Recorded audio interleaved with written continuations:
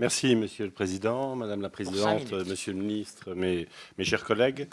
Je concentrerai mes propos sur les recettes exceptionnelles, non pas les 200 millions liés aux recettes immobilières, mais aux 2 milliards 100 qui restent, eux, beaucoup plus flous. Je voudrais insister sur le fait qu'il s'agit d'un enjeu qui est loin d'être accessoire, qui est vraiment majeur. Si ces recettes n'étaient pas là, si elles n'étaient que partiellement là, ou si elles n'étaient pas là en temps utile, c'est tout l'édifice de la LPM qui s'effondre. Donc ce n'est pas un sujet accessoire. Et on voit bien que dans la situation où nous sommes, l'absence de ces recettes, l'écroulement de la LPM signifierait deux choses, notamment pour notre pays. D'une part, une crise sans précédent avec nos armées, je pense, qui se sont engagées dans un processus difficile depuis un certain nombre d'années et qui ne supporteraient pas ce manque de parole de l'État. Et puis, une perte de crédibilité totale de la France sur le plan international. Et je voudrais indiquer le double paradoxe dans lequel nous nous trouvons avec ces recettes exceptionnelles. Paradoxe qui concerne d'ailleurs autant la majorité actuelle que l'ancienne majorité qui a mis le doigt dans ces ressources exceptionnelles, si je puis dire. On fait une LPM depuis la période gaulienne, justement pour sécuriser le budget de la défense et en particulier, on voit bien que l'essentiel, un des points essentiels est de la crédibilité de moderniser les équipements. Les LPM, c'est le cœur, c'est leur vocation. Or, c'est précisément sur les équipements qu'on fait porter des ressources exceptionnelles qui ont un caractère un petit peu aléatoire, néanmoins risqué.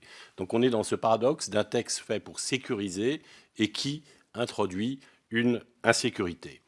Second paradoxe qui découle de celui-là, eh bien, vous, Monsieur le Ministre, nous, majorité et opposition, nous sommes en conséquence de cette situation un peu bizarre dans laquelle nous trouvons, amenés à soutenir, à défendre des mesures qui, par ailleurs, nous paraissent pas exceptionnelles, que nous réprouvons.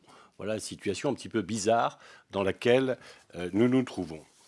Alors, je voudrais engager toute une série de questions. Il y en a 4 séries de questions sur ces sociétés de projet auxquelles il est de plus en plus fait allusion.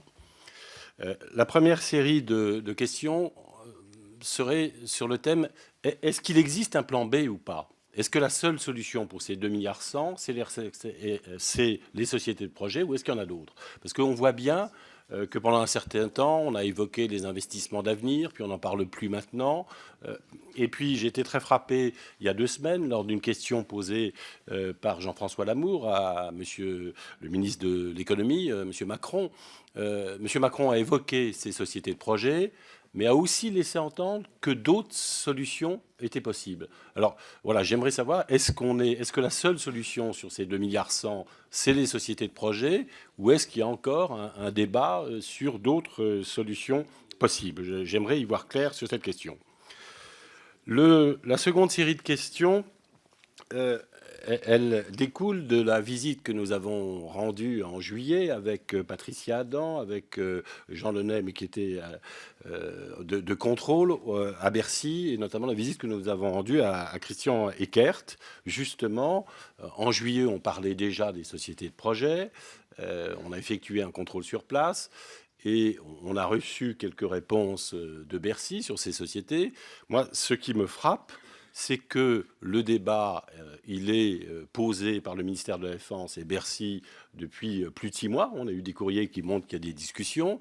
Et ce qui me frappe, c'est que dans ces courriers, on sent des tensions très fortes. Il n'y a pas de convergence de vue, apparemment. Et ce qui me frappe, c'est qu'en juillet, on n'avait pas beaucoup avancé. Aujourd'hui, vous nous dites, Monsieur le Ministre, qu'on va avancer, que ça va avancer. Qu'est-ce qui vous fait penser qu'on va vraiment avancer, puisque depuis un an, on n'avance pas et les positions sont au contraire très fermées, très tranchées, apparemment. Je dis ça parce qu'il est vraiment important, et c'est l'autre aspect de la question, si les choses se sont enclenchées, quel est pour vous le bon timing?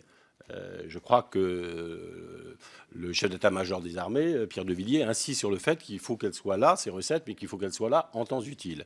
Et donc à partir de maintenant, quel est le timing pour constituer ces sociétés et enclencher le processus? Je crois que c'est tout à fait essentiel que le processus puisse être engagé. Troisième série de questions sur, je vais faire bref, le capital des sociétés. On entend dire qu'elle serait purement publique, qu'elle serait éventuellement un mix de public-privé. Est-ce qu'il n'y a pas de conflit d'intérêts et de problèmes qui se posaient si les sociétés privées pouvaient rentrer? Voilà une série de questions assez lourdes qui se posent.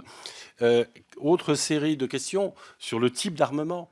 On parle des ravitailleurs pour ces sociétés de projets.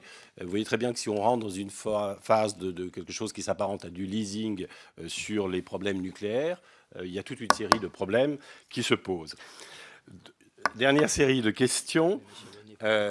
L'argument très souvent poussé en faveur de ces sociétés de projet par le ministère de la Défense, c'est de dire finalement, c'est une dépense qui ne rentre pas dans la dépense au sens maastrichtien du terme.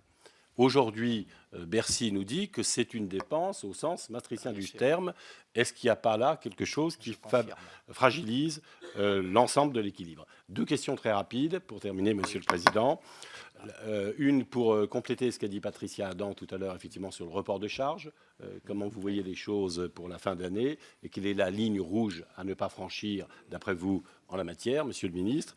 Et la dernière, j'ai rendu il y a quelques semaines un rapport sur l'école polytechnique qui ne prétendait pas apporter une solution, promouvoir une idée particulière sur l'école, mais qui disait qu'il était indispensable que l'État se pose un certain nombre de questions pour que le projet de l'école soit clarifié. Je voudrais savoir si vous comptez donner une suite à ce rapport.